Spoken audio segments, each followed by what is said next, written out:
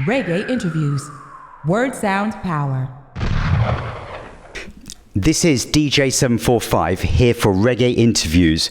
Today we're celebrating a really monumental milestone with one of our musical pioneers.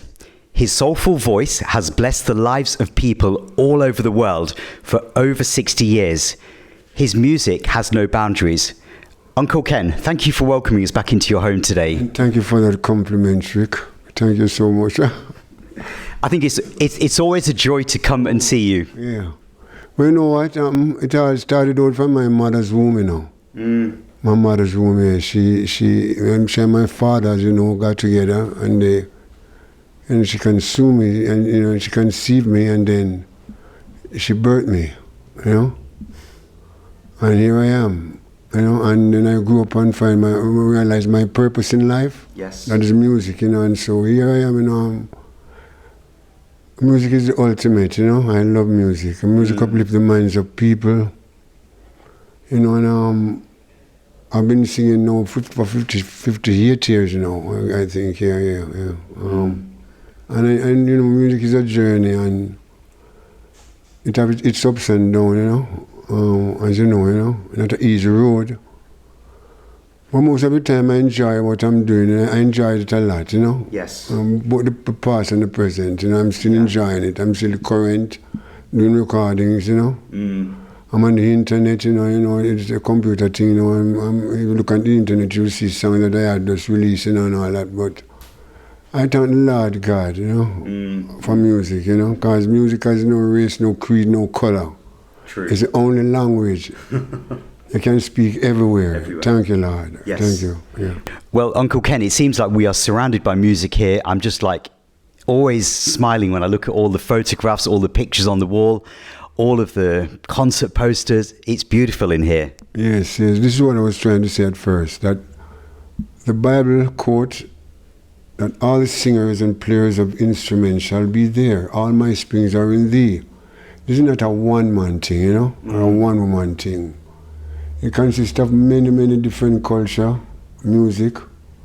And so this museum now consists of all the people that I have associated with, you know, who I grew up with, as singers and players of instruments, you know. If you looked around, you can see so many entertainers that some of them is not here with us anymore, and some of them are still here with us. People like Slim Smith, you know, Deborah Wilson, Colonel Campbell, you know, legends, you know. And you have the ones, them note, that is note, you know, and then, you know, you have people like Elephant Man and his crew, and, you know. Yes. Things like that, because, but most of all, I just love music and know what I'm doing, you know. I'm 58 years now. And another thing, you know, Shrik, in that music come first for me, it's people. Sorry, you know. People comes first, because everything that we do comes from the brain, you know, and you know, it's human being, you know, people, if it's people that sings, you know, different categories and things like that, actors and, you know, and things like that, but I love music. And so I couldn't be selfish, I have to have all these people around me. It brings back good memories, you know. Yes. And memories don't live like people do, they always stays with you, so. You know, some of these pictures, when I look back on them, I said I'm going to cry tears of joy after a while, you know. When your memories start, you know, you start to remember the past, you know. Even right now, sometimes I look at my mother, right, her pictures over there, and I feel a little tingle, you know, in my body, you know. Yes. She's the one who birthed me, you know, so. But most of all, I love music, you know, and people comes first for me, not the music, because people have to sing. Like the animals, they sing too, you know, the bees, the birds, and the bee, you know. So I try to be myself as an entertainer, as a singer, not to get out of it in the body. I try to be simple, because simplicity means a lot.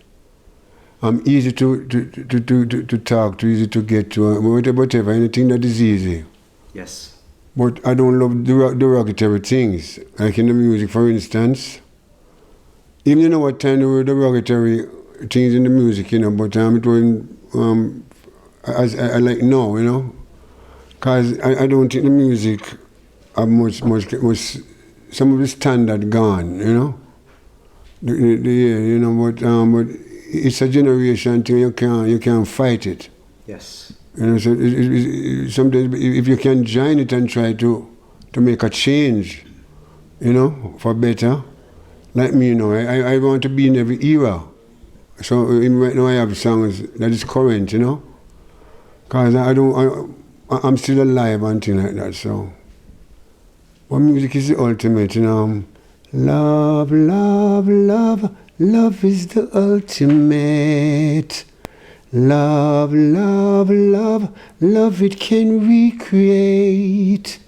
Love, love, love, love it can set us free from this world of pain and misery. People black, yellow and white, Jachula made us to his delight, to blend together in harmony and feel this love in you and me. So people come first to me, you know. Absolutely. You know what I mean? Yes. People, yes. Music. Music is love, man, you know. Before we focus in on this milestone from 1974, I want to talk about the people that were actually there on Empire Windrush, which docked in Tilbury in Essex in the UK. 75 years is the anniversary year of the first people that came on Empire Windrush, bringing thousands of people from... Truly, that weren't an easy road. That weren't an easy road. Because 2 weeks you have to take 14 days to go to England on a ship those days, right? Yes. It wasn't easy, because I was watching the documentary the other night. The guys, them have to out on the deck, on the ship, and they give the women the cabins, you know? And then when they reached, when they landed in England, it was also a time when people didn't use... were fighting against color, you know? Yes. Race and creed and things like that. So it was an easy road, you know, but musically speaking now, because we were talking about music, right? Yes. Music is what the first place in Europe that embraced our music were England, right, out of Jamaica.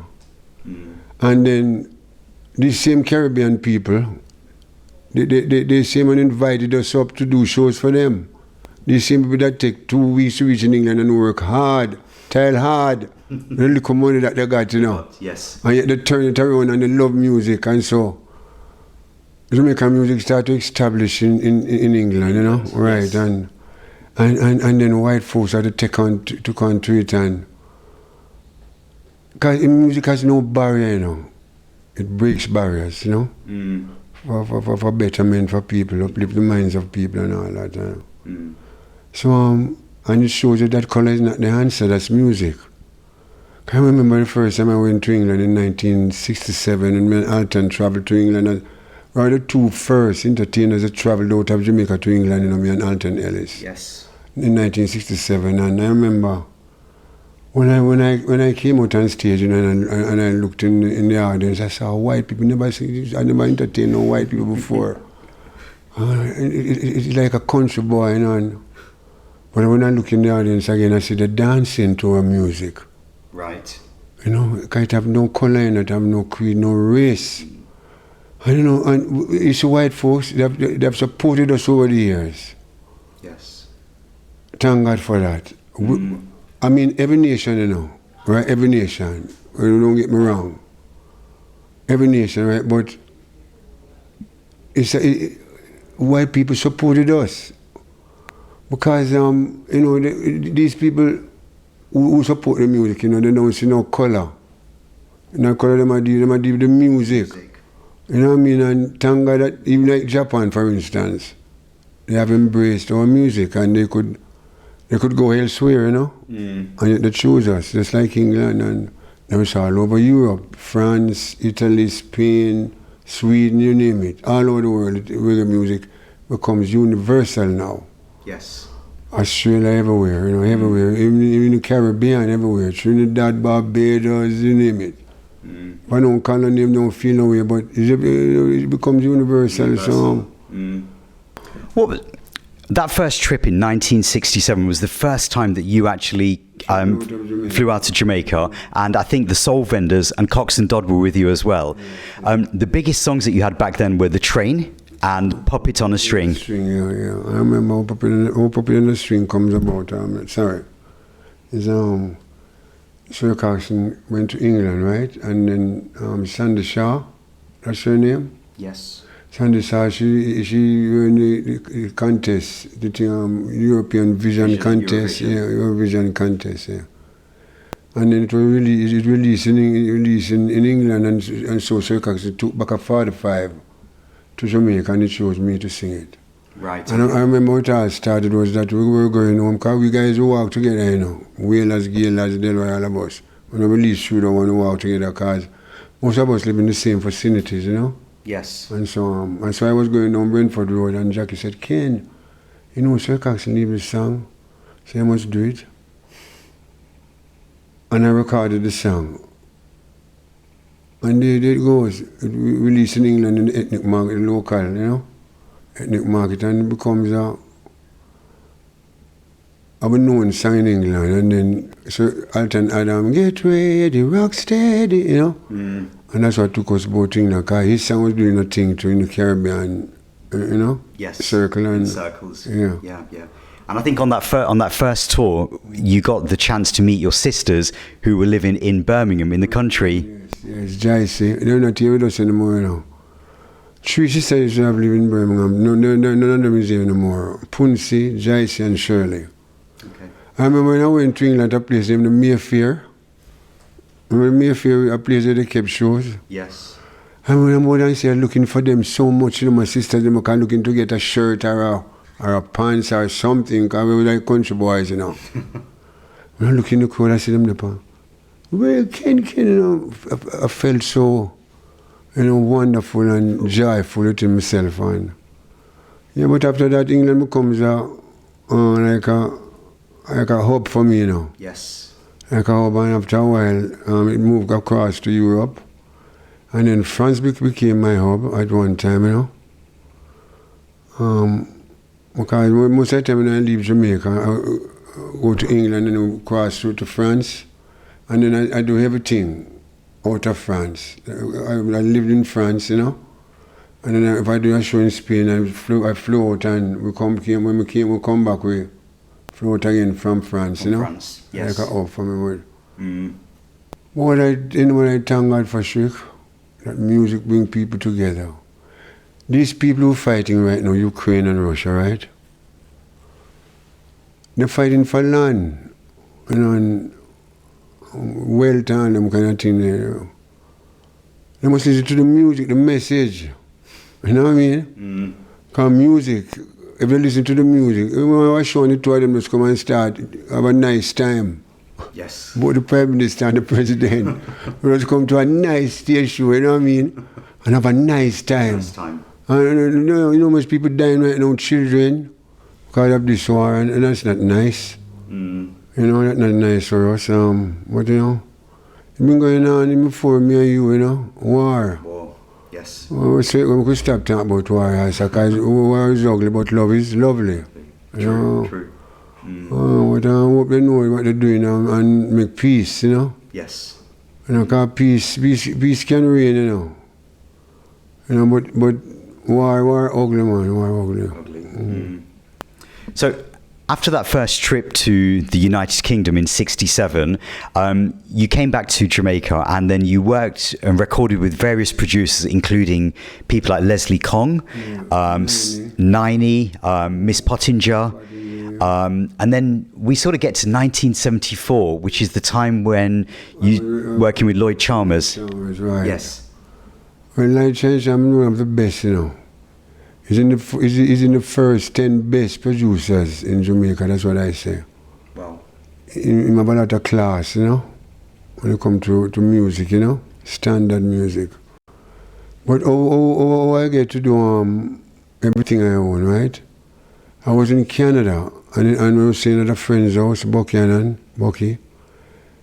he was playing an album with Andy Williams.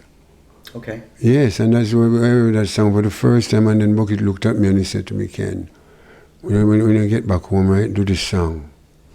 So I was doing an album with Lloyd Charmers, at the Federal at No Name Tough Gang, by Marcus Garvey. And those there were 9 songs that completed an album, and 10 songs that completed an album those days, and we have 9, and we were looking for 1 more songs. And I remember, that song, I said, I don't know if I do the right words in the song. But when I started, I just sing some words, and the chorus, the chorus, there were people that owned the studio those days. And when these people come into the studio, they know that you have a hit on your hand, because they don't come inside, and they're the one who owns the complex, right? Okay. So while I was recording the song, Miss Corey, she came inside and she said, she's going to sold the whole complex if this song don't go number 1. She's going to sold the whole place. And so it releases in England, and then it was in the breaker. And then I went to England and I did a little tour on it, and some PA and all that, PA, promote the song. And then I came back home, and one day I was on my veranda. I was living near what they call jungle now, Hornet Gardens. And I sat down on my veranda, and the postman, those the postman, because I'm no internet, them things, and nobody send no message. So the postman rang his bell, and ting-ling-ling, when I went outside, there was a telegram, saying that everything I owned was in the breaker. So I went up to, at that time with Trojan, who producing everything from Jamaica and England, Yes. Distributing. And so I went up there. It was in breaker, they sent for me, but I was so busy in Jamaica doing shows. So they used this guy to do a video with him, and he was in the dark as if he was me. But it was me. That week on Top of the Pops, Okay, that's like a silhouette. Yeah, it was that person. And so I went up there about the next 2 weeks, and I did a Top of the Pops, and it came back for me again another time, and then I went back again until the song. I was fast asleep in England that morning, and he woke me up and said, Ken, this song is number 1.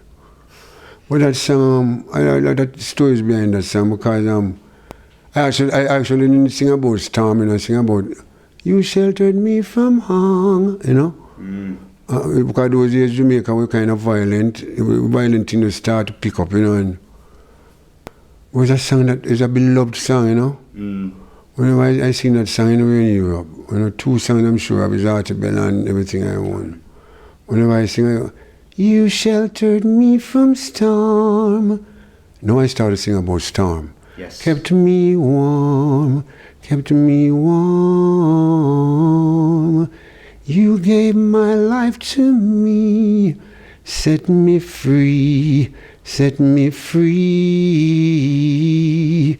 The finest tears I ever knew is all the years I had with you, and I would give everything I own, give up my life, my heart, my own, and I would give everything I own just to have you all back again.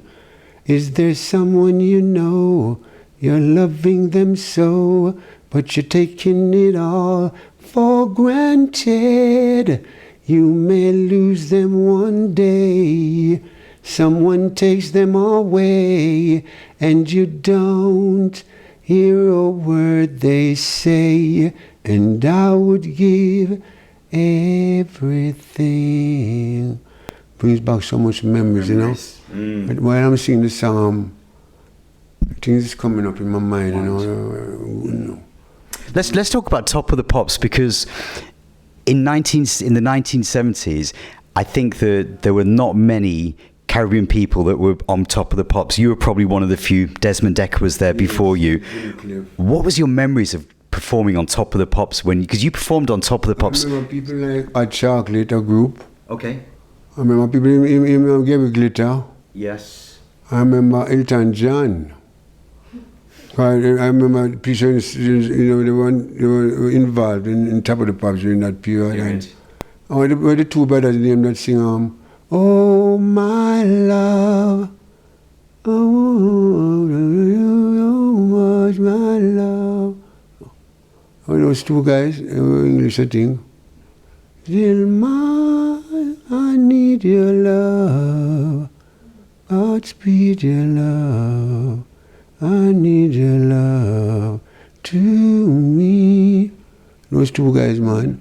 Oh, my love. Remember the song? Yes. They were in the charts too in that period. So, and I'm sure there are a lot of people, I thank God for that the privilege, and the highlights and all that. And Yes. well, you know what, I make sure and they used to dress me up some funny kind of way. When I said funny, I mean some pretty way.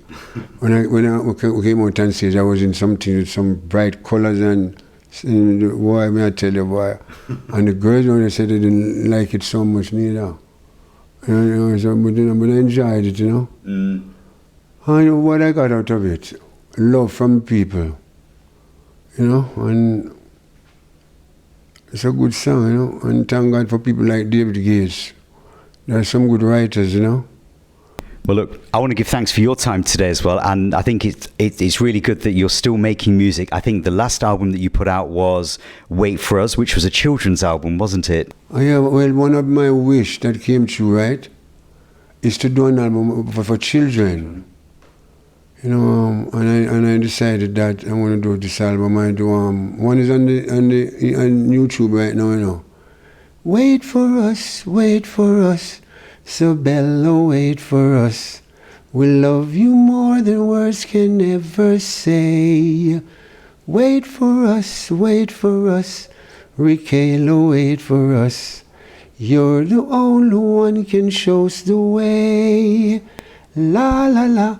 La la la, some children kind of, and bits of paper, lying on the ground, make yourself untidy, make the place untidy, pick them up, and row the boat gently down the stream, merrily, life is but a dream, and Jesus loved the little children, all the children of the world, red and yellow, black. This song, I love this song. It shows no creed, no race, and no color. Jesus loved the little children, all the children of the world. Red and yellow, black and white, they're all precious in His sight. Jesus loved the little children of the world. Thank you very much, dear. Thank you so much for your time today. Reggae interviews. Word sound power.